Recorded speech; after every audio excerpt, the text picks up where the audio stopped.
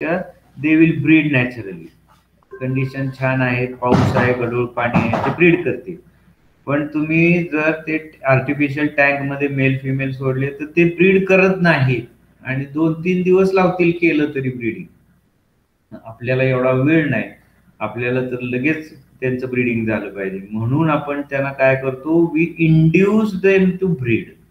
Induce म्हणजे काहीतरी त्याला कुणाला तरी काहीतरी करायला लावायचं, मनात असो नसो. That is how the fishes are induce to breed. मग कसे इंड्यूस होतात, तर we inject them with hormones. मग नॅचरल ब्रीडिंग मध्ये काय होत असतं, तर फिश मेल फिमेलकडे बघतो, फिमेल मेलकडे बघती, त्यांचं पेअरिंग होतं. मग असे बरेच पेअर, बरेच मेल, बरेच फिमेल आणि सगळ्या छान छान कंडिशन बघून हळूहळू त्यांच्यामध्ये काय होतं, pituitary hormones are released. Follicle stimulating hormone असेल, अजून सगळे सेक्स हार्मोन्स असतील, दे आर रिलीज. आणि मग माशाला इच्छा होती ब्रीडिंग करायची. देर is a urge to breed with the member of opposite sex. त्यांचं एकमेकाचं अट्रॅक्शन वाढतं. मग आता स्विमिंग टँक मध्ये जर टाकले किंवा आपल्या त्या चायनीज हॅचरीत टाकले तर त्यांना ते अट्रॅक्शन होत नाही, कारण त्याला वेळ लागणार. ते होऊ नये म्हणून आपण काय करतो, तयार इंजेक्शनच हार्मोनचं त्यांना देऊन टाकतो. म्हणजे त्यांना धरायचं, इंजेक्ट करायचं, मग त्यांना लगेच इच्छा होती ब्रीडिंग करायची. आणि म्हणून ते काय करतात, they will chase each other and they will breed. लगेच म्हणजे मी म्हटलं लगेच की झालं 15 सेकंद नाही, लगेच रिक्वायर्स 8 hours. म्हणजे natural breeding it requires 3 to 4 days for formation of pair, then nest building, chasing of females and so on and so forth. हेच आपण किती कमी केलं, जे 72 ते 96 तास लागणार होते फिशला, ते आपण 8 तासावर आणलं. कशावरनं, we inject them with hormones. मग हे हार्मोन्स कसे तयार करतात, तर मॅच्युअर फिशची पिच्युटरी घ्यायची आणि ती ग्लिसरीन मध्ये मॉर्टल पेस्टल खलबत्त्यात कुटायची. म्हणजे त्या पिच्युटरीतले सगळे हार्मोन ते इंजेक्शन मध्ये येतात आणि ते इंजेक्शन आपण फिशला देतो. आता तसा हा पूर्वी म्हणजे मी विद्यार्थी असताना हा प्रकार चालायचा. पण तसं पाहिलं तर एका प्रकारे तो खूप क्रूर प्रकार आहे. एक कुटासाठी तरी म्हणून तो कुणाला तरी बळी द्यायचा. असे 10-12 फिश मारायचे, त्यांची पिच्युटरी काढायची. That was the old method. आता नवीन काय केलंय, तर युझिंग क्रोमॅटोग्राफी त्यातला ऍक्टिव्ह इन्ग्रेडियंट काढतात आणि कुठला हार्मोन आहे तो आर्टिफिशियल तयार करतात आणि त्याची इंजेक्शन मिळतात. ओवा प्राईम, ओवा टाईड, ओवा आणि कितीतरी नावाने विकत मिळतात. 450-500 रुपयाला ते एक इंजेक्शन मिळतं. मग किती डोस ठरलेला असतो, तर साधारणपणे 1 ml per kilogram of fish असा तो डोस ऍडजस्ट केलेला असतो. मग तुम्ही त्या फिल्ममध्ये बघितलं असेल की बरोबर तेवढंच सिरिंज मध्ये घेत होते. आधी माशाचं वजन करायचं, मग त्याचं 2 किलो वजन असेल तर 2 ml घ्यायचा, नंतर 2.5 किलो असेल तर 2.5 ml घ्यायचा, असं ते इंजेक्शन देत होते. आणि ते कुठं देत होते बघितलं का, कुठेही देत नव्हते. डोक्यावर देत नव्हते, तोंडावर देत नव्हते, पाठीवर देत नव्हते. कॉर्डल पेडंकल, म्हणजे कॉर्डल इज टेल, पेडंकल म्हणजे माशाच्या शेपटीच्या सुरुवातीला जिथून टेल फिन सुरू होती तिथे एक बारीक नॅरो पार्ट असतो. आणि तुम्ही सगळे फिशरीजचे विद्यार्थी आहेत, तुम्ही बघितलं असेल, there is present a lateral line. म्हणजे ज्या साईडला अशा स्केल्स आहेत त्यातनं एक अशी लॅटरल लाईन नावाची सेन्स ऑर्गन्स आहे. आणि ते आपण असा मासा लांब धरला तर अशी एक लाईन दिसते, थोडीशी डोक्यापाशी वेडी वाकडी असेल पण शेपटीपर्यंत हळूहळू सरळ होत जाते. त्या लॅटरल लाईन मध्ये बरोबर ती सिरिंज खुपसली पाहिजे. का तर तिथं सेन्स ऑर्गन्स आहेत, नर्व्स आहेत आणि ब्लड वेसल्स आहेत. म्हणजे हा हार्मोन लगेच मिक्स होतो आणि जे 3 दिवसानंतर फिश पेअरिंग करणार ते लगेच 30 मिनिटातच ते जोड्या जोड्या सुरू करतात. मेल फिमेल एकमेकाला चेज करून त्यांचं ब्रीडिंग सुरू होतं. फक्त त्यांना प्रायव्हसी लागते म्हणून ते ब्रीडिंग कधी करतात, मध्यरात्री ते पहाटे 4 या वेळेत प्रत्येक फिश, फिमेल फिश, 1 किलोचा फिमेल फिश साधारण 3 लाख अंडी घालतो. किती घालतो? 3 लाख अंडी 4 तासामध्ये. आणि मग सकाळी काय करतो आपण, ते मेल फिमेल काढून घ्यायचे आणि त्याला हा खालचा पॉइंट मी लिहिलाय तो आहे कलेक्शन ऑफ फिश सीड, त्यातलं कलेक्शन ऑफ फिश एग्ज असं आपण पहिल्या दिवशी रात्री गोळा करतो. मग तुम्ही धोमला गेला किंवा नाही, मला आठवत नाही आता किती जण होते, पण परत आपल्याला जाता येईल. आता डिसेंबरमध्ये ब्रीडिंग आहे, तर त्यावेळेला आपण जाऊ परत एकदा, तेव्हा बघू की ही फिशचे एग्स काय करतात. एक हॅचिंग पॉन्ड असतो, तुम्ही शिकलाय थिअरीला, त्याच्यामध्ये सोडतात आणि त्याच्यामध्ये हॅचलिंग आणि फ्राय स्टेजेस तयार होतात. हॅचलिंग आणि फ्राय स्टेजेस तयार होतात त्याच्यामध्ये. मग हे झालं कलेक्शन ऑफ फिश सीड. आणि मग हे फिश सीड काय केलं जातं, प्लॅस्टिक बॅगमध्ये भरून विकलं जातं. आणि शेतकरी काय करतात, त्यांच्या शेततळ्यामध्ये सोडतील. सोसायटी जर कॉपरेटिव्ह सोसायटी असेल तर मोठी मोठी धरणं, मोठे मोठे तलाव, मोठे मोठे नदीचे भाग भाडे तत्वावर फिशरीज डिपार्टमेंट देत असतं. त्याच्यामध्ये ही फिश सीड नेऊन सोडलं जातं. So this is induced breeding. आता सगळ्यांना साधारण आयडिया आली का मला सांगा फक्त, आणि तुमची काही शंका असेल तर विचारा. काय काय बघितलं बघा. इंडियन मेजर कार्प, त्याच्यामध्ये नॅचरल ब्रीडिंग, नॅचरल सारखं इंड्यूस करायचं, फिशला इंजेक्शन देऊन ब्रीड करायला लावायचं, अंडी गोळा करायची, पिल्लं गोळा करायला लावायची, गोळा करायची, ती पिल्लं प्लॅस्टिक बॅगमध्ये भरून फिश सीड म्हणून विक्री करायची. या दोन मेथड झाल्या ब्रीडिंगच्या, नॅचरल ब्रीडिंग, इंड्युस्ड ब्रीडिंग. कुणाला शंका आहे का, काही विचारायचं असलं तर विचारा. फिल्म बघितली मी, पाहिजे तर ती फिल्म परत तुम्हाला सेंड करू शकतो नंतर. सर धूमला मी जाऊन आलोय आता ऑक्टोबर मध्ये. भारीच की, म्हणजे मग तुम्हाला माहित आहे प्रोसेस एकंदरीत. हा मी तिथून ना फिंगरलिंग आणले होते. बस बेस्ट, एकदम छान. म्हणजे ते जे तुम्ही ऍक्टिव्हिटी बघितली त्याच ह्या मेथड आहेत ना. नॅचरल ब्रीडिंग काय आपल्याला बघायला मिळत नाही, आणि इंड्युस्ड ब्रीडिंग खूप छान. आता मग पुढे जाऊया. आता तुम्ही गेल्या वर्षी फिशरीचा कोर्स पण केलाय ना, का तुमच्यातलं कोण नव्हतं ब्रीडिंगचा? आपण वर हॉलमध्ये A18 मध्ये वर्कशॉप घेतलं होतं, त्याला तुम्ही होता का? नव्हतो सर मे बी प्रेझेंट. बर. आता हा पुढचा पार्ट आहे ना आपला सिलेबस मध्ये, तो काय बघा, breeding of ornamental fishes. Ornaments, दागिने, शोभिवंत. So breeding of ornamental fishes. गेल्या वर्षी आपल्याकडं आपण फिशरीज डिपार्टमेंट आणि रत्नागिरीचे 2 सायंटिस्ट आले होते, त्यांच्या संयुक्त विद्यमाने आपण काय केलं होतं, आपण एक वर्कशॉप घेतलं होतं 3 दिवसाचं. त्याच्यामध्ये how to construct home aquarium, तो पार्ट तुमचा झालाय की ॲक्वेरियम कसा बनवायचा घरात, आहे ना, काचा कापून चिकटून. झालाय मला वाटतं ना, सगळेजण होते. हो सर. ओके. आता त्यात जे मासे ठेवतो, रंगीत मासे, त्यांचं ब्रीडिंग, म्हणजे आता आपण काय बघितलं आतापर्यंत, खायच्या माशाचं ब्रीडिंग. जे मासे आपण खाणार आहेत, लोक खातात, विकले जातात, त्याच्यापासून पैसे मिळतात, असे इंडियन मेजर कार्प्स, त्यांचं नॅचरल आर्टिफिशियल ब्रीडिंग. आता हे ब्रीडिंग ऑफ ऑर्नामेंटल फिशेस म्हणजे रंगीत मासे कुठले कुठले, मी इथं 2-3 नावं लिहिलीत. गप्पी, मॉली, सोटटेल, ऑस्कर. तुम्हाला जर एखादं ॲक्वेरियम दुकान असेल तर सहज फिरून या. मग गोल्ड फिश, मग गोल्ड फिशचे कितीतरी प्रकार आहेत. वेगळे वेगळे गोल्ड फिश, टेलिस्कोप आहे, लायन टेल आहे, लायन हेड आहे, नंतर सोट टेल आहे, गप्पीचे 2-3 प्रकार आहेत, मॉलीचे white molly, black molly, sailfin molly, sword टेलचे yellow swordtail, red swordtail, black swordtail. नंतर मग तिलापियाचे काही आहेत, गोरामी आहेत, पिराना आहेत, कितीतरी छान छान शोभिवंत मासे आहेत. त्यातला सगळ्यात कॉस्टली कुठला आहे, तो चायनीज यांचा कार्प आहे. That is the costliest fish. 5-6 हजारला तो असतो, ऑस्करही असतो. तर हे सगळे फिश आहेत. मग ज्याला कोणाला घरी बसून छोटासा बिझनेस करायचा आहे त्याला करता येईल, कारण रॅक सिस्टीम मध्ये एका कपाटासारखे जर 3-4 कप्पे केले आणि त्यात 7-8 ॲक्वेरियम ठेवले तर ह्या सगळ्या प्रकारच्या फिशचं ब्रीडिंग आपल्याला घरी करून छोटा मोठा बिझनेस सुरू करता येतो.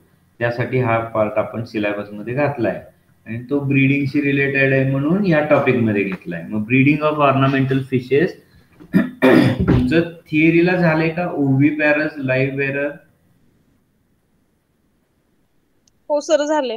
झालंय. हा, ओव्हीपॅरस तुम्ही 11वी पासून शब्द ऐकताय. ओवा एग, पॅरस एग लेईंग फिशेस, अंडी घालणारी फिशेस.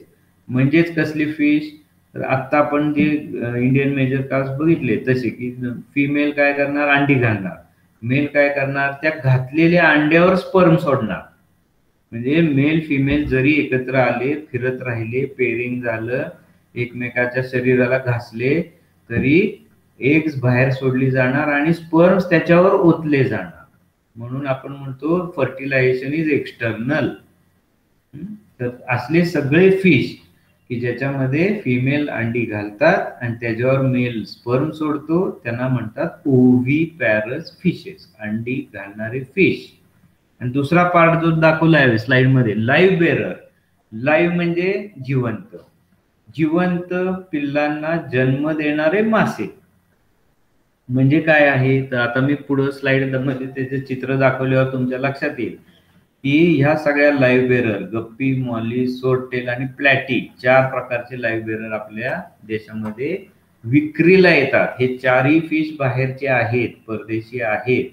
आपण ते छान छान दिसतात म्हणून ब्रीडिंग करतो. तर यांच्यामध्ये सेक्शुअल डायमॉर्फिझम आहे. काय आहे?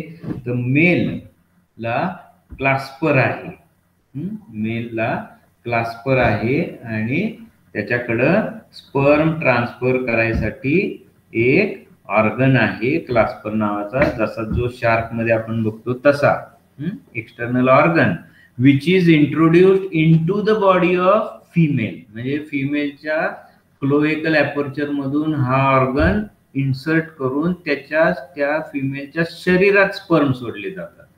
मग हे फिश काय करतात? सेक्शुअल रिप्रोडक्शनच्या वेळेला ओव्हीपॅरस नुसतेच एकमेकाजवळ येऊन अंडी स्पर्म रिलीज करतील, पण हे फिश काय करतील? रिप्रोडक्टिव्ह ऑर्गन मेलचा फिमेलच्या ऑर्गन मध्ये इन्सर्ट करून त्यात ते स्पर्म सोडतील. म्हणजेच काय होईल की fertilization will be internal. Female अंडी घालतच नाही, अंडी तयार झालेली तिच्या ओव्हरीतनं युटेरस मध्ये येऊन थांबतील आणि मेल त्याचा ऑर्गन इंट्रोड्यूस करून स्पर्म सोडेल आणि मेल फिमेल एग्ज आणि स्पर्म फर्टिलाइज होऊन पिल्ल फर्टिलाइज एग होतील. मग ती फिमेलच्या शरीरातच हॅच होतील आणि हॅच झाल्यावर पिल्ल तयार होतील आणि ही पिल्ल बाहेर येतात फिमेलच्या क्लोएकामधून. म्हणून त्यांना म्हणले लाईव्ह बेरर. म्हणजे ह्या फिमेल प्रेग्नंट होतात आणि पिल्लांना जन्म देतात आणि मग त्याच्यामध्ये पेरेंटल केअर नाही, ती पिल्लांना सोडतील, फिमेल निघून जातील, मागे एक एक एक एक एक एक पिल्ल ड्रॉप करत जातील. तर अशा 2 टाईपच्या फिशचा आपल्याला ब्रीडिंग स्टडी करायचं आहे. हे बघा, आता हे मी टाकली स्लाइड. हे 3 फिश दिसत आहेत, चित्र दिसते? हॅलो, स्लाइड वर चित्र दिसते का? हो सर. ओके, बघा आता एग स्टिकर्स म्हणजे एग लेईंग मध्ये काय करणार? फिमेल तर अंडी घालणार आहे, फर्टिलायझेशन एक्सटर्नल आहे, मेल त्याच्यावर स्पर्म सोडणार आहे. मग ह्याचे क्लासिफिकेशन काय केले? 3 भाग केले, 3 प्रकार केले. एग लेयर्स पहिला भाग, सगळेच ले करतात, पण स्कॅटरर्स अशा अर्थानं एग लेयर्स लिहिले, तिथं आपण ऍड करू शकतो. एग स्कॅटरर्स बघा, ते मेल फिमेल दिसत आहेत आणि अंडी अशी नुसती त्यांच्या पुढे दिसत आहेत पसरलेली. मग ते काय करतात? जोडी जोडीनं फिरतात, फिमेल अंडी सोडतील, मेल स्पर्म सोडतो, स्पर्म आणि एग एकत्र येऊन फर्टिलाइज एग तयार होतात. म्हणून त्यांना म्हणले एग लेयर्स आणि स्कॅटरर्स. नंतर लेफ्ट हँड साइडला जे चित्र दिसते एंजल फिश, एग स्टिकर्स. मग ते अशी आतमध्ये एक काय म्हणतो आपण, पूर्वी लहानपणी शाळेत आपण स्लेट वापरायचो, पाटी पेन्सिल. आपण नसेलच तुम्ही वापरलेली, आम्ही वापरायचो. पाटी पेन्सिल मध्ये पाटी मिळायची, ती ग्राफाईटची बनलेली मग आता काय करतात, एखादी काच कापून टाकतात, काहीतरी मटेरियल आत टाकतात ज्याच्यावर ती फिमेल अंडी चिकटवती. शी विल स्टिक द एग्स. ती नुसती अंडी घालून सोडून जात नाही निघून, ती अशी अंडी चिकट, त्याला पदार्थ असतो आणि त्याच्या साहाय्यानं इथं अशी ही चिकटवली जाणार आणि मेल त्याच्यावरनं फिरून स्पर्म रिलीज करणार आणि मग ते फर्टिलाइज एक काचेला चिकटलेली राहणार. म्हणजे एग लेअर स्कॅटरर गोल्डफिश मध्ये अंडी घालून ती सगळी तळाला जाऊन बसणार फर्टिलाइज एग. इथं स्टिकर्सला जे काय आपण टाकले त्याला चिकटवतील किंवा साईडला चिकटवतील, ॲक्वेरियमच्या काचेला चिकटवतील, आत टाकलेल्या या रंगीत फुलं बिल आहेत त्याला चिकटवतील, अशी स्टिकी एग्स. आणि हा तिसरा पार्ट फार इंटरेस्टिंग आहे, नेस्ट बिल्डर्स. तिथं गोरामी लिहिलंय आणि असा मोठा बंच दाखवलाय एगचा पांढरा हा. तर ह्यांच्यामध्ये इतकं भारी प्रकार आहे की मेल फिमेल दिसली त्याला की तो इंड्यूस होतो ब्रीडिंगला आणि मेल काय करतो, त्याची थुंकीपासून बबल तयार करतो. म्हणजे असं तुम्ही काय च्युइंगमचा बबल करतात, काही जण च्युइंगम खातात आणि तेवढा फुगा बाहेर काढतात तोंडातून, तसा हा मेल त्याच्या थुंकीपासून बबल तयार करतो आणि तो नुसता काढून च्युइंगम सारखा पुन्हा माणसं खातात तसा खात नाही, तर तो सोडून देतो पाण्यात आणि एक बबल असा तरंगायला लागतो. हा वर एरो दाखवतोय मी तो. मग परत दुसरा बबल तयार करतो, त्याला सोडून देतो, तो 2 बबल चिकटवतो एकमेकाला. तिसरा बबल सोडतो, तो तिसरा त्याला नेऊन बसवतो. असे हे बघा किती बबल आहेत, 1 2 3 4 5 6 असे 100 125 बबल तो तयार करून एकमेकाला बबल चिकटवतो आणि भलं मोठं नेस्ट तयार करतो असं बबल चिकटून. आणि त्या बबलला नंतर एक एक अंड नेऊन चिकटवतो. म्हणजे सुरुवातीला बबल चिकटून छान गादी तयार करतो. ती गादी म्हणजे खाली घालायची गादी नाही, फ्लोटिंग प्लॅटफॉर्म, असं राफ्ट सारखं वर तरंगेल असं तयार करतो गादी बबल्सची थुंकीच्या. नंतर फिमेल जवळ जाऊन तिला अंड घालायला लावतो, स्वतः त्याच्यावर स्पर्म सोडतो, ते अंड तोंडात पकडतो आणि त्या गादीला नेऊन चिकटवतो खालच्या साईडने. अशा प्रकारचे हे काय आहेत, नेस्ट बिल्डर आहेत गोरामी. गोरामीमध्ये खूप इंटरेस्टिंग 2-3 व्हरायटी आहेत. काही जण घरटं बांधतात, काही फिमेल काय करतात, एग फर्टिलाइज झाल्यावर तोंडात घेऊन फिरतात अंडी फर्टिलाइज झालेली आणि मग पिल्लं तोंडातनं बाहेर येतात, खातात पितात. परत जर त्यांच्या मागं कोण लागलं तर आई तोंड उघडते, पिल्लं परत तोंडात जाऊन बसतात. यांच्यामध्ये थोडंसं पेरेंटल केअर आहे गोरामीच्या 2-3 व्हरायटीमध्ये. तर हे झाले काय, egg scatterer, egg stickers, nest builders. म्हणजे हे तिन्ही प्रकारचे मासे कसले, तर एग लेईंग फिश आहे, एग लेईंग फिश. मग ह्यांचं ब्रीडिंग आपल्याला करायसाठी काय काय करायला लागतं, तर मेल फिमेल आयसोलेट करायला लागतात ह्या तिन्हीमध्ये. बघा आता दुसरे मासे त्या ॲक्वेरियम मध्ये चालत नाही, ज्यांचं ब्रीडिंग करायचंय तो मेल फिमेल जोडी लागते. इथं गोल्डफिशची जोडी आहे, इथं गोरामीची जोडी आहे इकडं, आणि इथं ही एंजलची जोडी आहे. मग हे पहिली रिक्वायरमेंट काय की एक ॲक्वेरियम पाहिजे ज्याला ब्रूड ॲक्वेरियम म्हणायचं, ब्रीडिंग टँक म्हणायचं. त्यात मेल फिमेल सोडायचे, त्यात छान मटेरियल टाकायचं सबस्ट्रॅटम त्यांना अंडी घालायला, भरपूर ऑक्सिजन सोडायचा आणि सगळ्या बाजूनं हे कव्हर करतात बऱ्याचदा ॲक्वेरियम, म्हणजे अंधार झाल्यासारखं वाटतं फिशला आणि मग ते फिश नॅचरली ब्रीड करतात. आर्टिफिशियल ब्रीडिंग फारसं करत नाहीत या फिशेसमध्ये. नंतर हे जे लाईव्ह बेरर आहेत बघा, मी आता सांगितलं ते, हे गप्पीचे वेगळे वेगळे प्रकार आहेत. नंतर सोरटेलचे वेगळे वेगळे प्रकार आहेत. मग हा सोरटेल गप्पी आहे. तर हे सगळे काय आहेत, फ्रेश वॉटर लाईव्ह बेरर्स. यांच्यामध्ये लाईव्ह बेरर मध्ये हा प्लॅटी आहे, हा गप्पी आहे, हा मॉली आहे, हा सोरटेल आहे. हे सगळे काय आहेत, तर हे मस्किटो फिश म्हणजे आपण गप्पी देतो तो, फक्त हे जेनेटिकली मॉडिफाय करून छान छान रंग भरून त्यांच्यामध्ये जीन्स बदलून कलरफुल मासे तयार केलेत. आपल्या स्विमिंग टँकच्या गप्पीपासून हे मस्किटो फिशचे रंगीत फिश तयार करतात, व्हेरिएशन करतात जेनेटिक म्युटेशन तयार करून. आणि बघा हा इथं ब्लॅक हे दिसतोय ऑर्गन इथं दिसतोय, ह्या सोटेलला इथं ऑर्गन दिसतोय, या फॅन्टेलला इथं ऑर्गन, हे सगळे मेल आहेत. या ऑर्गनच्या सहाय्यानं तो स्पर्म फिमेल मध्ये इंट्रोड्यूस करतो. So these are the live bearer. आता हे झालं ॲक्वेरियम फिशचं. आता इथं थांबतो मी थोडा वेळ. सगळ्यांनी ॲक्वेरियम बघितलाय, ॲक्वेरियम कन्स्ट्रक्ट केलाय, आणि तुम्ही जवळपास तुमच्या घराशेजारी गावात राहत असला तर आपल्या कॉलेज भोवती 2-3 दुकान आहेत, सगळ्यांनी तो प्रकार बघितलेला आहे असं गृहीत धरूया. आणि आपण त्याचं प्रॅक्टिकल मला वाटते डिटेलमध्ये घेतलंय की ॲक्वेरियम फिशेस. नंतर आपण काय केलं होतं बीएससी भाग 2 ला, construction of aquarium, setting up of aquarium, बरोबर आहे का? आठवतंय? हॅलो, आठवतंय का? हो सर. ओके. मग काय काय केलं होतं आपण? मग वाळू धुवून घ्यायची, ती भाजायची, उन्हात ठेवायची, मग छान त्यातले बॅक्टेरिया व्हायरस मारून ती परत वाळू टाकायची, पाणी स्वच्छ घ्यायचं, मग काही प्लांट्स लावायचे, मग काहीतरी खेळणं लावायचं, मग एरिएटर लावायचा, त्याच्यानंतर फिल्टर बसवायचा, मग ते मेल फिमेल रिलीज करायचे, मग त्याला झाकण बसवायचं. असं आपण ते सेटिंग अप ऑफ होम ॲक्वेरिया, आणि याचं आपण प्रॅक्टिकल देखील कन्स्ट्रक्शनचं घेतो आणि सेटिंगचं डेमो देतो. आणि या फिशमध्ये एग लेयर्स आणि लाईव्ह बेरर 2 प्रकारचे फिश, छोटा मोठा बिझनेस तुमचा तुम्ही सुरू करू शकता. आता बघा दुसरा पार्ट आहे सिलेबस मधला, त्याच्यामध्ये थोडंसं मिक्सिंग आहे. काय आहे बघा, fish seed resource and their transport, आणि ह्याचे ABCD झाला की एकदम तुमच्या सिलेबस मध्ये फूड वरती आलंय, फिश फीड, प्रोबायोटिक्स आणि काय आहे ते. तर तो आपण ह्या परीक्षेला घेणार नाही, तो मी पुढच्या लेक्चरला घेईन. आज आपण हे ABCD शिकणार आहोत.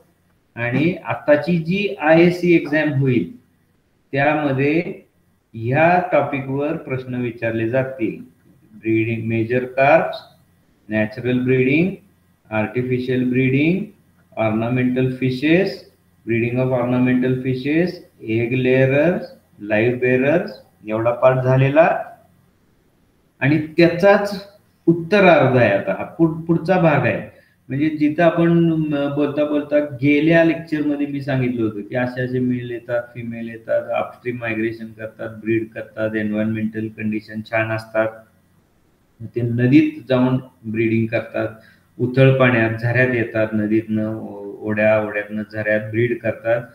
आणि मग या तिथनं फिश सीड कशी गोळा करायची तो पार्ट आहे बघा इथं. Fish seed resources and their transport.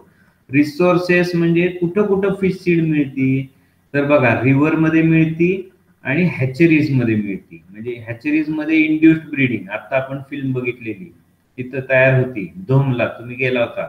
आणि रिव्हर मध्ये मी मागच्या आताच सांगितलं लेक्चरला की जिथं नॅचरल मासा ब्रीड करतो, मेल फिमेल निघून गेले की थोडंसं हुडकलं तर आपल्याला तिथं अंडी मिळतात, त्यांची पिल्लं मिळतात, ती गोळा करायची. म्हणजे फिश सीड फ्रॉम रिव्हर आणि फिश सीड फ्रॉम हॅचरी. नंतर मग काय होतं, काही फिश फार रेअर आहेत, मी आता पुढच्या स्लाइडच्या वेळेला येतो, त्यांच्यामध्ये हा दुसरा पार्ट आहे, fertilisation of eggs by stripping. आणि नंतर ट्रान्सपोर्ट ऑफ फिश सीड आणि transport of fingerlings and brood fishes. असे 4 भाग आपण आता बघणार आहे. त्यातला हे बघा, रिव्हराईन कलेक्शन ऑफ फिश सीड दिसते, चित्र दिसत आहेत दोन्ही? हो सर. ओके. बघा आता खाली जे डायग्राम काढलाय लेफ्ट हँड साइडला, त्यात मी रिव्हर दाखवली आहे. मग ही रिव्हर बघा, हे रिव्हरचं वळण आहे, अशी वळणानं रिव्हर आली आहे. ओके. मग फिश कुठं ब्रीड करतात, म्हणजे जे मी सांगत होतो की गढूळ पाणी, थंड हवा, थंड पाणी, पाऊस पडतोय, छान वातावरण आहे, तर उथळ पाण्यामध्ये फिश येतात आणि असे वळणावरती ब्रीडिंग करतात. They will come to the river and they will breed in this area. इथं ब्रीड करतील अलीकडं. कुठं माझा एरो दिसतोय तिथं. म्हणजे पाणी कसं येते बघा, इथून इथं लिहिलंय इरोजन झोन लिहिलंय, इथून पाणी येऊन इथं आपटतंय, परत इथलं पाणी थडकून इथं येऊन ह्या साईडला आपटतंय बघा, इथं पण परत इरोजन झोन लिहिलंय. परत इथलं पाणी वाहत येऊन इथं आपटणार, इथं परत इरोजन झोन आहे. मग ह्या इरोजन झोनला पाण्याचा फोर्स जबरदस्त असणार आहे. त्या माशाला काही तिथं अंडी घालता येणार नाही, पिल्लं घालता येणार नाही. मग इरोजन झोनच्या अपोजिट साईडला हे वळण जे आहे, हे एक वळण आहे, इथं एक वळण आहे, इथं तिसरं वळण आहे. इथं ते फिश ब्रीड करतात का, ह्या शॅडो झोन मध्ये. ह्या शॅडो झोन लिहिलाय, ह्या शॅडो झोन लिहिलाय इथं. कारण पाणी स्लो असतं, मग अंडी वाहून जाणार नाहीत, माशाला पोहायला त्रास होत नाही, पिल्लं सुरक्षित राहतील, म्हणून इथं ते ब्रीड करतात. मग ह्या साईडला. आणि मग इथं बघा काय दिसतंय बघा, 1 2 3 4 5, वरती 5 दाखवलेत, नंतर ह्या वळणात 3 दाखवलेत, ह्या वळणात 1 2 3 असे कोनिकल स्ट्रक्चर दाखवलेत. हे काय आहेत, सीड कलेक्टिंग नेट्स आहेत. ही जाळी आहेत जी नदीमध्ये लावली. मी आता सांगितलं की मासे अंडी घालतील आणि निघून जातील, मेल फिमेल निघून जातील, पिल्लं त्यांची तिथंच राहतील, अंडी तिथंच राहतील, मग अंड्यातून पिल्लं निघतील 24 ते 72 तासात. मग ती पिल्लं हळूहळू हॅचलिंग, हॅचलिंग नंतर स्पॉन, स्पॉन नंतर मग फ्राय असे वाढत जातील. मग ही वाढणारी फिश काय होतील, इथंच फिरत राहतील. मग ती जेव्हा इतकी लहान आहेत, छोटी छोटी पिल्लं, तेव्हा त्यांना फारसं पोहता येत नाही. मग ही पाण्याबरोबर व्हायला लागतील. आणि मग वाहून जाताना आपण ती कलेक्ट करतो ही जाळी लावून. मग बघा इथं इथं राईट हँड साईडला छोटी फिगर लावली मी आता. तर ह्या फिगर मध्ये हे जे दिसतंय हे तोंड दिसतंय, इथं मी ॲरोनं दाखवतोय, this is the mouth of the net. इथून असं निमुळतं जाळं आहे, इथून एवढं इथपर्यंत जाळं आहे बघा. इथून सुरू झालं जाळं, इथं बांबू सारखे हे लावले, 2 बांबू, तोंड उघडं ठेवलंय. हे पाणी येतनं वाहत वाहत इथं परत बांबू लावले, आणि इथं एक पिशवी बसवली आहे, बारीक पिशवी बसवली आहे, नेट, छोटी बॅग. त्याला म्हणले गमच्या, GAMCHA इथं लिहिले गमच्या. मग ही गमच्या काय केलेली असती, सोडवता येते, काढता येते. जसं आपण पायात सॉक्स घालतो आणि तो सॉक्स काढला की जसं त्याची बॅग तयार होईल एक प्रकारे, तसा हा गमच्या ह्या नेटला जोडलेला आहे ह्याच्या तोंडाला. आणि ह्याचं गमच्याचं एंड, तोंड उघडलेलं, ह्या नेटच्या तोंडात फिट केलंय. मग बघा ह्याचं मेकॅनिझम काय, आता साधारण आपल्याला इथं माशाने अंडी घातली माहित आहे, मग इथं नेट लावली, त्याला म्हणायचं बॅटरी ऑफ नेट्स, BATTERY. खूप सारे नेट्स. आता इथं फिगर मध्ये 5 दाखवली, पण ऍक्च्युअल इथून इथपर्यंत पूर्ण 10 12 25 30 जाळी लावतात. प्रत्येक जाळ्याला बांबू लावलेला असतो 2 बाजूला, त्याचं तोंड उघडं ठेवलेलं असतंय. कसं नेट लावले बघा, त्याचा अर्धा भाग वर आहे आणि पाणी त्यातनं वाहत वाहत जाऊन हा जो नंतरचा भाग आहे नेटचा, दुसरीकडे जे तोंड उघडं आहे, ही अँटेरियर साईड, ही पोस्टेरियर साईड, ते मात्र बुडलेलं आहे पाण्यात. अँटेरियरचं तोंड आहे ते ओपन आहे, अर्ध ओपन आहे, आणि हे नंतर पोस्टेरियरचं क्लोज आहे. त्याला हा गमच्या बांधून टाकायचा इथं पिशवीनं, दोरीनं, नाडीने, आणि इथनं बोटी फिरवतात, जेणेकरून पिल्लं घाबरून खाली खाली पळायला लागतात. इथली पिल्लं घाबरून इकडं पळतात, इथली पिल्लं घाबरून इकडं पळतात. And they will be trapped inside the net. They will enter through the mouth of the net, they will pass through the water, and they will try to escape through this net. म्हणजे इथून जातात आणि इकडे बोट आली म्हणून घाबरून घाबरून आत जातात, मग उलट काही येत नाही, पुढे जातं. हे नेटच्या ह्या एंड मधून गमच्यामध्ये जातात, आणि गमच्या बंद असलं, बॅग असल्यामुळे गमच्याला इथं तोंड नाहीये, मग गमच्यामध्ये ती पिल्लं गोळा होतात आणि सगळी एकत्र ग्रुपनं बसतात गमच्यात जाऊन. त्यांना बरं वाटतं की खूप आपल्यासारखी बारकी बारकी पिल्लं आली तर आपण इथं सेफ आहोत, आता काही इथं बोट येणार नाही. पण दुर्दैव माणूस, आपण काय करतो, मनुष्य इथनं गमच्या सोडवतात आणि हा गमच्या काढून घेतात, तिथली पिल्लं गोळा करायचा आणि परत दुसरा गमच्या आणून लावायचा. म्हणजे फक्त गमच्या बदलायचा आणि त्यातली पिल्लं पकडलेली ट्रान्सफर करायची एखाद्या कंटेनर मध्ये, नवीन गमच्या लावून ठेवायचा, परत इकडे बोटी फिरवायच्या.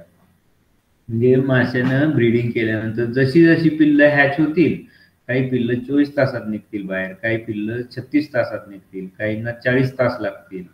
मग जशी पिल्लं येतील तशी ती वाहत वाहत अडकतील, नेटच्या माउथ मधनं जातील, या कॉर्ड एंड मधनं बाहेर येतील, गमच्यामध्ये अडकतील.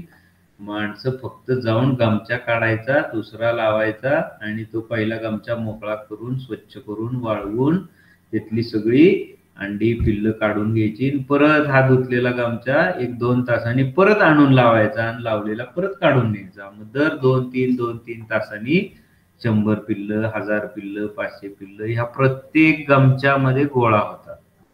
म्हणून हे असे छान छान नेट लावतात आणि पिल्लं गोळा करतात. ह्यांना काय म्हटलंय, शूटिंग नेट.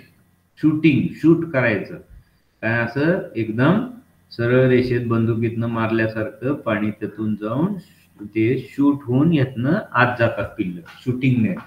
आणि त्याला अटॅचमेंट आहे ती पिशवीला म्हणले गमचा. ही 2 नावं तुम्हाला लक्षात ठेवायला पाहिजे.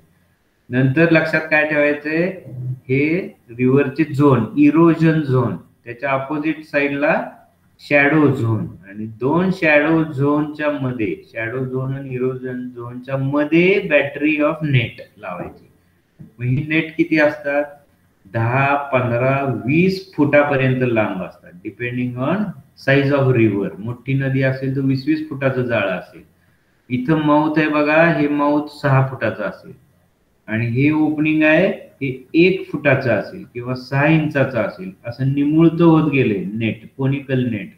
ह्या नेटला नाव दिले शूटिंग नेट. आणि ह्या 6 इंचाचा माउथ आहे त्याला गमचा लावलेला आहे. म्हणजे ही बॅग आहे, तिचं तोंड 6 इंचाचं आहे, हे बांधून ठेवायचं जेणेकरून पाणी फिल्टर होईल, माउथ मधून जाऊन कॉर्ड एंडनं बाहेर येईल आणि मासे गमच्यामध्ये कलेक्ट होतील. पिल्लं, फिश सीड फक्त फ्राय स्टेज पर्यंत. आणि हे मग गोळा करून इथं काठावरती छोटे छोटे शेड लावलेले असतात, त्याच्यामध्ये ऑक्सिजनचं मशीन, ॲक्वेरियम, छोटी घरं बसवून घेतली काढलेली पिल्लं त्यात जगवतात. किंवा इथं छोटे छोटे पॉन्ड काढतात, त्याच्यामध्ये ती पिल्लं स्टोअर करतात, मेलेली बाजूला काढतात आणि चांगली जिवंत विकतात. So this is the first method, riverine collection of fish seed. नदीमध्ये फिश सीड गोळा करणे. 2 पार्ट, 2 पॅरेग्राफ फार महत्वाचे. नदीमध्ये कुठं गोळा करतात त्याची 2 नावं आली पाहिजे तुम्हाला, इरोजन झोन, शॅडो झोन. आणि इथं शूटिंग नेट, गमचा. ही 4 नावं त्यांच्या साहाय्यानं पिल्लं गोळा करतात. कुठं, नॅचरल कंडिशन, म्हणजे मेल फिमेल आपल्या मालकीची नाही, नदी आपल्या मालकीची नाही, जाळं आपण घेऊन जायचं आणि डायरेक्ट पिल्लं गोळा करायची. आता ह्याला ऍडव्हान्टेज एवढाच आहे की सगळा धंदा चकटफू आहे, फुकटचं काम आहे, आपल्याला सगळं मिळणार आहे ते फुकट मिळणार आहे. एकदाच आपण जाळं आणि मॅन पॉवर इन्व्हेस्ट करायची, कष्ट करायचे. पण ड्रॉबॅक आहे, त्याला डीमेरिट आहे. एक वाईट गोष्ट अशी आहे की किती पिल्लं येतील याची काही गॅरंटी नाही. म्हणजे आता इथं ब्रीड केला असेल पिल्ल फिशनं तर ती ह्या नेटमध्ये जातीलच असं नाही, कदाचित साईडनं वाहून जातील, ह्या नेटमधनं साईडनं जातील आणि ती इतकी नेट लावून सुद्धा त्यातनं पिल्लं नाहीशी होतील. आणि गॅरंटीड क्रॉप नाही, गॅरंटी नाही की इतक्या 2 तासात. मग एखाद्या दिवशी 2 तासात 2000 पिल्लं येतील तर एखाद्या दिवशी 24 तासात 2000 पिल्लं येतील. मेरिट डीमेरिट मध्ये हे डीमेरिट आहे की त्याची गॅरंटी नाही. आपण इंड्यूस ब्रीडिंगला कसं आपण मोजून मेल फिमेल टाकले, आपल्याला माहित आहे की एक मादी 3 लाख अंडी घालणार आहे, या 12 मादी आहेत म्हणजे 12 त्रिक 36 लाख, आपल्या 36 लाख अंडी आपल्याला मिळणारच फिक्स चायनीज हॅचरीमध्ये, इंड्यूस ब्रीडिंग मध्ये. तसं इथं नाही, 36 लाख अंडी पिल्लं मिळायला किती दिवस लागतील याची गॅरंटी नाही. So this is the drawback. आता नेक्स्ट मेथड, हापा. आता हापा तुम्ही सगळ्यांनी धोमला बघितलाय, कापडी मॉस्किटो नेट सारखं नेट आहे, इथं बांबू लावून ते पाण्यामध्ये उभं करतात, निम्म पाण्याने भरतात, निम्म मोकळं ठेवतात आणि त्याच्यावरती आतमध्ये इथं पिल्लं सोडतात. मग ही हापा मेथड काय आहे, तर आता आपला स्विमिंग टँक आहे, मी घेणार होतो पण आता ही आपली इमारत बांधायला काढली, तुम्ही आता आल्यावर बघाल ते तुमचं बिल्डिंग पाडलेली आहे सगळी आणि स्विमिंग टँक निम्मा केलाय आपण. ते तो बांधून झाल्यावर हे प्रॅक्टिकल आपल्याला घ्यायचं होतं. माझी अजून इच्छा आहे, तुम्ही टीवायला आहे तर आता आपण घेऊया. इथं सावंत मॅडम सुद्धा पीएचडी करतायत फिशवर, तर आपण एक हापा लावूया स्विमिंग टँक मध्ये. त्यात मेल फिमेल सोडायचा इंजेक्शन करून. येते लक्षात? मगाची जी तुम्ही फिल्म बघितली ती चायनीज हॅचरी होती. मग ती चायनीज हॅचरी 8-10 लाखाची आपल्याला परवडणार नाही. आपल्याकडे स्विमिंग टँक आहे. कुणाच्या घरी जुनी मच्छरदाणी असली तर ते हापा म्हणून आपण बांधून घेऊ पाण्यात. एक मेल एक फिमेल घेऊन येऊ डोमवरनं, सिप्रिनसचे किंवा नदीत मिळाला तर तो घेऊन येऊ. मग तुम्ही इंजेक्शन द्याल मुलं मुली, आणि ह्याच्यात ते मेल फिमेल सोडून द्यायचे, वरनं झाकण लावून टाकायचं हापाला. म्हणजे काय होईल, चायनीज हॅचरी सारखं मेल फिमेल चेस करतील एकमेकाला, अंडी घालतील आणि ह्या हापामध्ये ती अंडी अडकतील, स्विमिंग टँकच्या तळाला जाणार नाही. मग हे मेल फिमेल काढून घ्यायचे आणि यातली अंडी गोळा करायची. This is method of collection of eggs using हापास. मग मी डायग्राम मध्ये एक हापा दाखवलाय. असं नदीत देखील हापा लावता येतात, धरणात हापा लावता येतात, किंवा तुमच्या शेततळ्यामध्ये सुद्धा हापा लावता येतो. आणि अशा हाप्याच्या साह्यानं सिप्रिनसचं ब्रीडिंग चांगल्या पद्धतीनं घेता येतं. So this is second method. आता ही थर्ड मेथड मी सांगितलं, रेअर फिशेस. काही असे फिश असतात की ते नॅचरल पण सहजासहजी ब्रीड करत नाहीत आणि त्यांना इंजेक्शन देऊन सुद्धा ब्रीड करत नाहीत, आणि मग यांची अंडी निघत नाहीत, स्पर्म निघत नाहीत. मग काय करायचं तर स्ट्रिपिंग. साध्या सोप्या भाषेत आंबा पिळतो तसा मासा पिळायचा. जरा अगोरी आहे, पण ही मेथड वापरतात रेअर फिश आहेत. आणि ज्यांच्यापासून पिल्ल तयार झाल्यावर त्याला खूप रेट येतो, पैसे खूप येतात, असे फिश असतील तर मेल फिमेल मरू नये. बऱ्याचदा काय होतं, इंजेक्शनमुळे मेल फिमेल मरू शकतात. आणि समजा एखादा छोटा फिश आहे आणि तो रेअर आहे, त्याला इंजेक्शन देऊन मेला तर खूप मोठं नुकसान होईल म्हणून. आणि काही जागी काही फिशेस ब्रीडिंग करत नाहीत. म्हणजे थोडक्यात काय तर, कटलाला आपण इंजेक्शन दिलं मेल फिमेलला आणि ते पाऊसही थांबला, ऊन पडलं आणि त्यांचं ते ब्रीडिंग अर्धवटच राहिलं.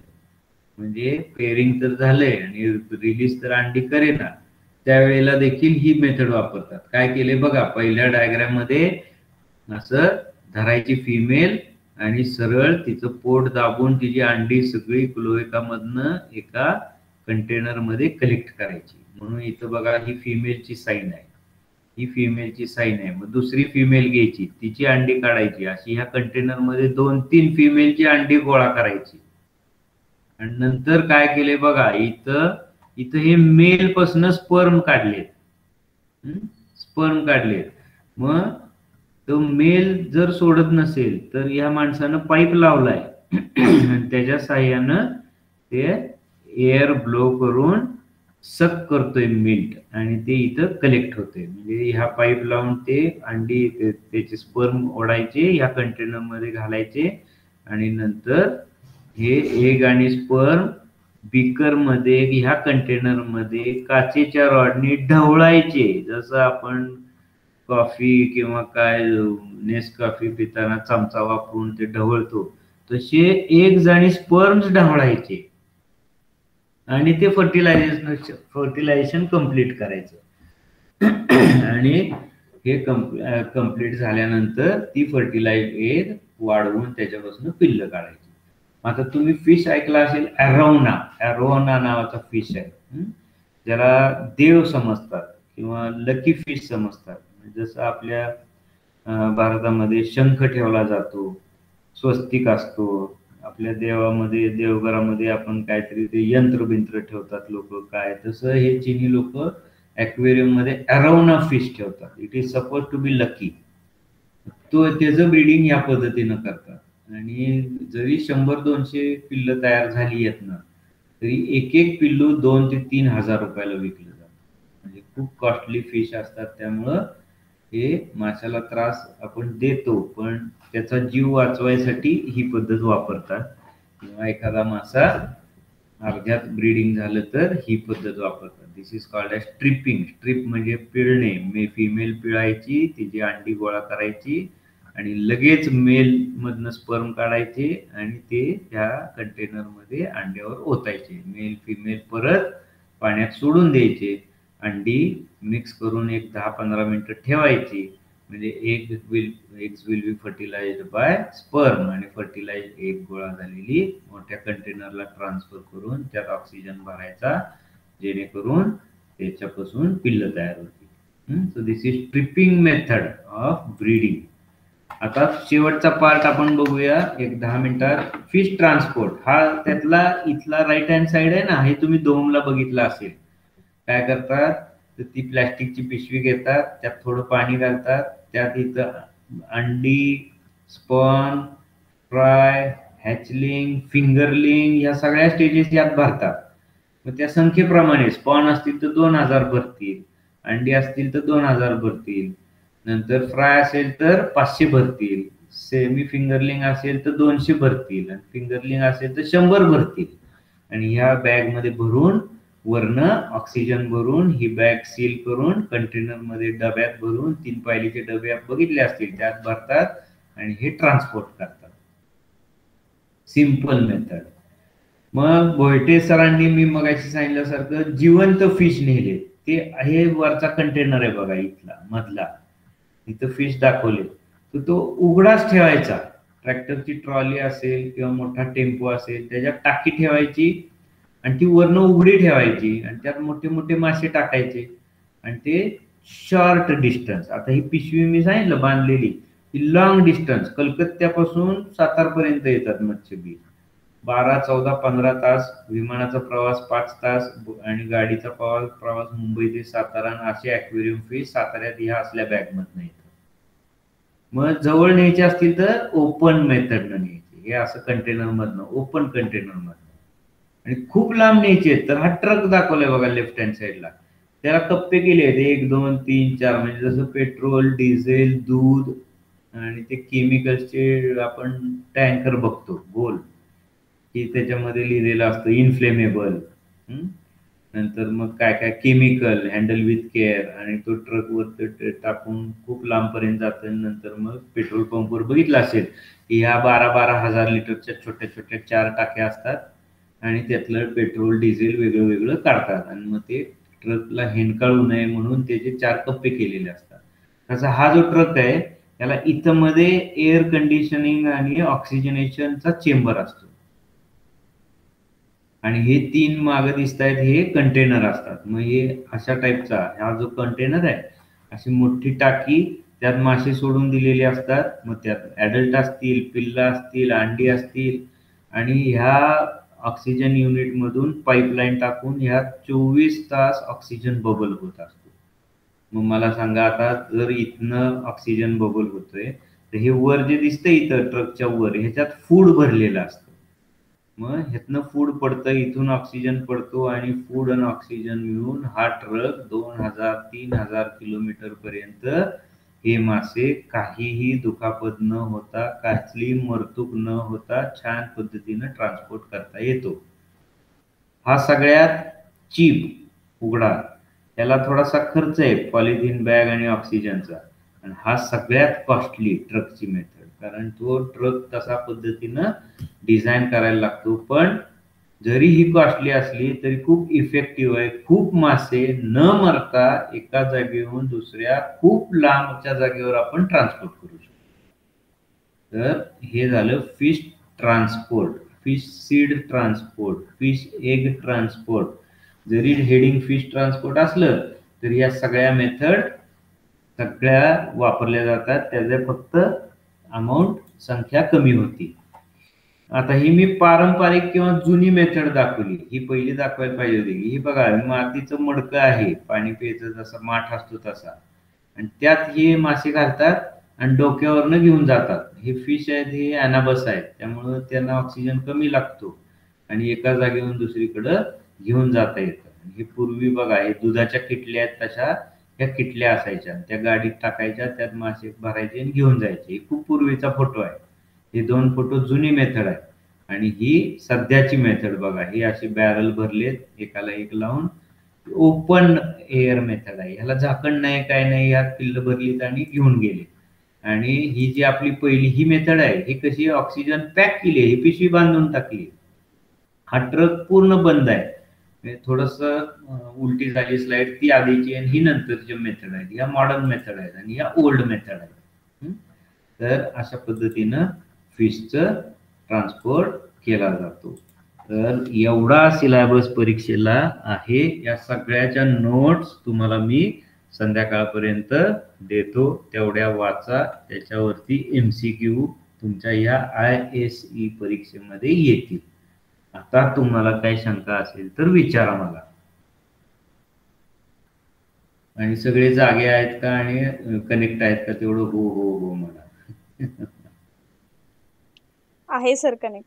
आहे कनेक्ट. मग तुम्ही आता काय करा, तुमचे बाकीचे मेंबर आहेत ना त्यांना देखील हे प्रेझेंटेशनही मी सेंड करतो तुम्हाला व्हॉट्सअप ग्रुपला. आपल्या नोट्सही टाकतो आणि एवढ्यावरतीच 25 MCQ तुम्हाला ISE ला येतील. एवढाच टॉपिक, मागलं लेक्चर आणि हे लेक्चर तुम्हाला पूर्ण नोट्स देतो. त्या नोट्सच्या बाहेरचा MCQ येणार नाही.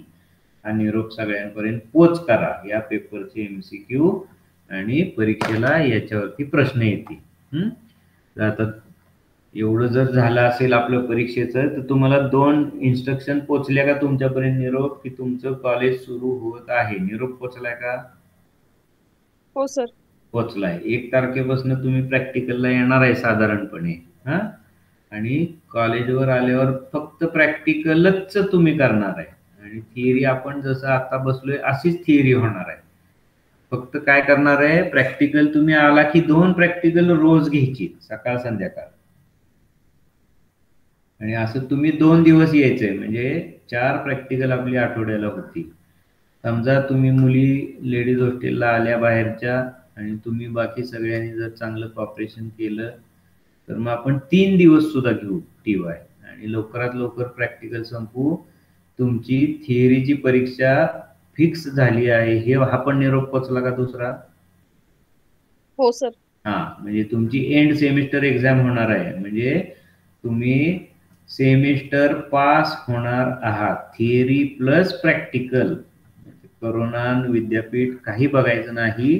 तुम्हाला आम्ही छानपैकी डिग्री देऊन वेळेत तुम्हाला पासआउट करायचा प्रयत्न करत आहोत. तेव्हा थिअरी प्रॅक्टिकलच्या परीक्षा होणार आहेत. टाइम टेबल लवकरच येईल. प्रॅक्टिकलला मात्र तुम्ही सगळ्यांनी या. आता जशी 4-5 जण आहेत तसं करू नका. मुलींची लेडीज हॉस्टेलला राहायची सोय आपण केलेली आहे, करणार आहोत. आणि जे जवळ येतात त्यांना 3च दिवस इथं हजर राहायचंय. डबा घेऊन यायचं. 3 दिवसात 4 किंवा 6 प्रॅक्टिकल करायच्या. 2-3 आठवड्यात सगळ्या प्रॅक्टिकल संपवायच्या आणि परीक्षा वाटलं तर आपण नंतर तुमच्या सोयीनं 10 दिवसाच्या नोटीसनं देऊ.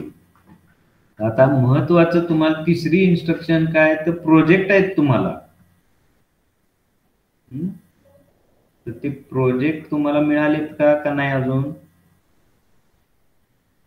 सर नाही मिळाले. नाही. मग ते प्रोजेक्ट तुम्ही इथं आले आपण वाटू आणि आपण ते करून घेऊ सगळे प्रोजेक्ट. तर आता हा जो फिश सीडचा प्रोजेक्ट आहे हा सुद्धा खूप छान प्रोजेक्ट आहे, कुणाला तरी करण्याजोगा आहे.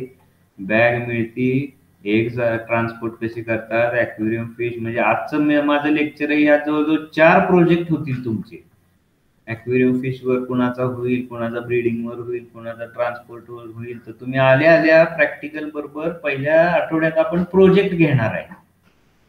तुम्हाला तो प्रोजेक्ट देऊन त्याचं मटेरियल मेथड, इंट्रोडक्शन, सगळं रेफरन्सिंग कसा करायचा, म्हणजे एकदम तुम्ही आला की तुम्हाला लॅबमध्ये घालून प्रयोग करायला लावण्यापेक्षा आम्ही तुम्हाला प्रोजेक्ट देऊन वाटून गाईडची ओळख करून ह्या लवकरच तुम्ही हळूहळू सेट व्हाल 1-2 दिवस आणि मग आपण सिरियस सगळ्या प्रॅक्टिकल एकामागे घेऊन टाकणार आहे तुमच्या फिशरीच्या आणि झूच्या पण. तर या पद्धतीनं आपण 1 तारखेपासून न्यू इयरला बहुतेक आपलं सुरळीतपणे सुरू होईल असा अंदाज आहे. आणि तुम्ही सगळ्यांनी यावे. बाकीच्या सगळ्यांना निरोप द्या की हे असं टाइमपास साठी सिलेबस झालेला नाही. याच्यावर परीक्षा होणार आहे विद्यापीठाची आणि आपल्याला मार्क मिळणार आहेत आणि त्याच्यावर डिग्री मिळणार आहे. ज्यांचं राहील त्यांचा विषय राहील, वर्ष वाया जाईल. तेवढा निरोप द्या. मी पण टाकतो ग्रुपवर. आणि या मी संध्याकाळपर्यंत नोट्स देतो, तेवढ्या सगळ्यांनी फक्त डिस्ट्रीब्यूट करून घ्या. चालेल? हो सर. ओके. तुमचं काय अजून शंका आहे का? कुठली सिलेबसची, परीक्षेची, कॉलेजची, काय असेल ते क्लिअर करा. मी उत्तर द्यायला तयार आहे. बोला. सेमिनार ऑफलाईन होणार आहेत की ऑनलाईन? तुम्ही जर सगळे हजर झाला, आता आपण फिशरीला किती ऍडमिशन झाले आहेत यंदा? 13. 13 पैकी 10 जरी आली तरी आपण इथं सेमिनार घेऊ. पण मला काय वाटतंय, इथं आल्यावर तुम्ही तो वेळ घालवू नये ना. सेमिनार आपण ऑनलाईन पण घेऊ शकतो. घेतोय का नाही? आपल्याला बोलता येईल. तर इथं आलेला वेळ प्रोजेक्ट आणि प्रॅक्टिकल साठीच घालवायचा. तुमचा वेळ घालवायचा नाही. 2 नव्हे 3 जरी प्रॅक्टिकल म्हणलं दिवसाला तरी करायचे आपण. मग आमच्या डोक्यात असं आहे की तुम्हाला आम्ही जर्नलचं PDF फॉर्म मध्ये रेडीच देणार, टायपिंग केलेलं. जसं आपण घेत होतो का नाही, चार्ट तुम्ही लिहून घ्यायचा, तसं आम्ही तयारच देणार. तुम्ही इथं येऊन रीडिंग घ्यायचं, छानपैकी डायग्राम काढायची आणि जायचं. मग 2-2, 3-3 प्रॅक्टिकल घेऊन कम्प्लीट करायची प्रॅक्टिकल. मग तुम्ही ती वाचून यायचं, परत एक रिपिटेशन घ्यायचं आणि लगेच परीक्षा घेऊन टाकू. मग इथं आल्यावर मला वाटते सेमिनार नको, आपण ऑनलाईन सेमिनार घेऊया. ते शक्य आहे आपल्याला. थिअरी सुद्धा काय करूया सांगतो. आता समजा आपण तुम्हाला आम्ही MSc 1 ला बोलवणार, MSc 2 ला बोलवणार आणि BSc 3 ला बोलवणार. मग MSc 1 ला आम्ही सोमवार मंगळवार बोलवलं, MSc 2 ला बुधवार गुरुवार आणि BSc 3 ला आम्ही शुक्रवार शनिवार बोलवलं. किंवा फिशरीच्या मुलांना बोलवलं बुधवार गुरुवार शुक्रवार. त्यात बुधवारी फिशरी, शुक्रवार शनिवार झू, असं जर काहीतरी आपण टाइम टेबल केलं तर उरलेले 3 दिवस आहे का नाही, ज्या दिवशी तुम्ही इथे येणार नाही, त्या 3 दिवस थिअरी घेऊ आपण. चालेल सर. हा, म्हणजे ते 3 दिवस ज्या दिवशी तुम्ही इथं नसणार त्या दिवशी थिअरी आणि सेमिनार आणि प्रेझेंटेशन घेऊ. आणि तुम्ही इथं आला की मात्र वेळ घालवायचा नाही, प्रॅक्टिकल घेऊन टाकायचं. सगळी तयारी करून ठेवतो प्रॅक्टिकलची, म्हणजे तुमचा वेळ जाणार नाही. डबे घेऊन येऊन कॅन्टीन चालू आहे. तुम्ही जर म्हणला तर आपण त्याला ऑर्डर देऊ जेवायची याची. ते आपण एकदा तुम्ही आल्यावर आपण वर्कआउट करू. आणि प्राचार्यांचं म्हणणं आहे की तुम्ही साधारणपणे 3 आठवड्यात जर प्रॅक्टिकल कम्प्लीट केल्या, 4थ्या आठवड्यामध्ये जर रिपिटेशन घेतलं तर बरोबर 1.25 महिन्यात आपली प्रॅक्टिकल एक्झाम होईल. थिअरी झाल्यानंतर एक 20 दिवसात. थिअरीचं टाइम टेबल मला वाटतं तुमचं काहीतरी 26 जानेवारी ते 2 फेब्रुवारी लागलंय. मग तुम्ही जर जानेवारीत आला, प्रॅक्टिकल केलं, मग 26 जानेवारी ते 2 फेब्रुवारी आपण सोडलं तुम्हाला परीक्षेला, आणि 2 फेब्रुवारी नंतर 1 आठवडा जर तुम्ही प्रॅक्टिस केली तर 15 फेब्रुवारी पासून तुमची प्रॅक्टिकल एक्झाम सुद्धा संपून तुमची सेमिस्टरच संपतीये आणि सेकंड सेमिस्टर 1 फेब्रुवारीला सुरू 15 फेब्रुवारीला सुरू करायची आणि तो सिलेबस संपून ती एक्झाम मे मध्ये घ्यायची. मार्च एप्रिल मे, कारण तुम्ही एकदा आला की प्रॅक्टिकल सुरू होणार. त्या पण आपण सेकंड सेमिस्टरच्या प्रॅक्टिकल 1 महिन्यात संपवणार आणि उरलेली थिअरी चालू ठेवणार आणि ती सेमिस्टर संपून जूनच्या पहिल्या आठवड्यात तुम्ही पासआउट सुद्धा व्हाल नेहमीसारखं. असं आमचं नियोजन आहे. तर चांगल्या संख्येनं या, कुणी बुडवू नका. आपली फिशरीची प्रेझेंटी चांगली लावून घ्या इथं.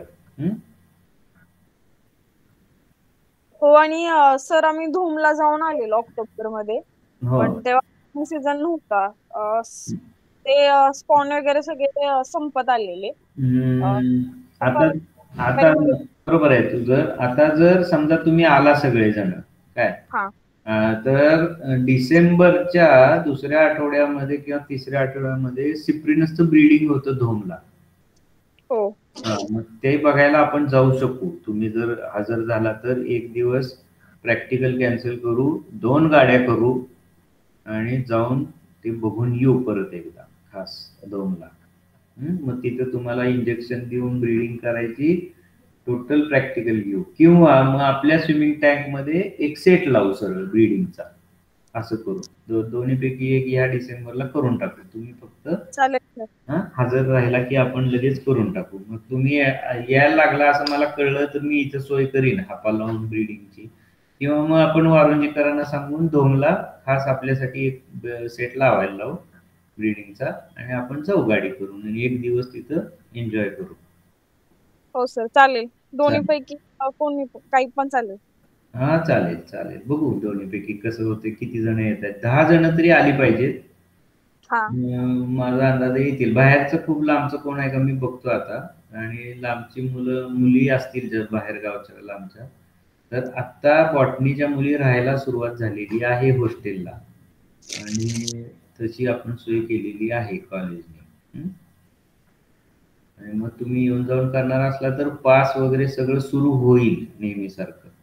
तर ह्या 4-5 दिवसात ते फायनल करून 1 पासून आम्ही म्हणतोय तुम्हाला बोलवायचं. 1 ला शुक्रवार आहे, 2 ला शनिवार आहे, 4 पासून आपण प्रॅक्टिकल सुरू करू, 4 जानेवारी. हो सर चालेल. चालेल चालेल. अजून कोणाचं काय?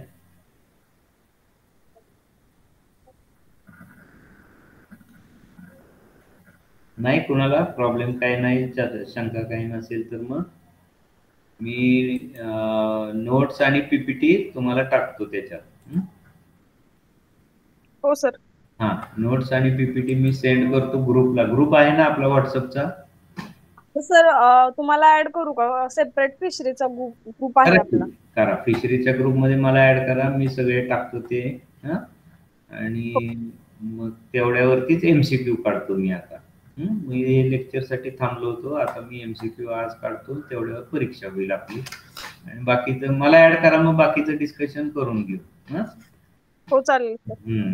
माझा आवडता विषय त्याच्यात मला टाकून द्या. हो चालेल चालेल. ओके, करू लॉग आउट?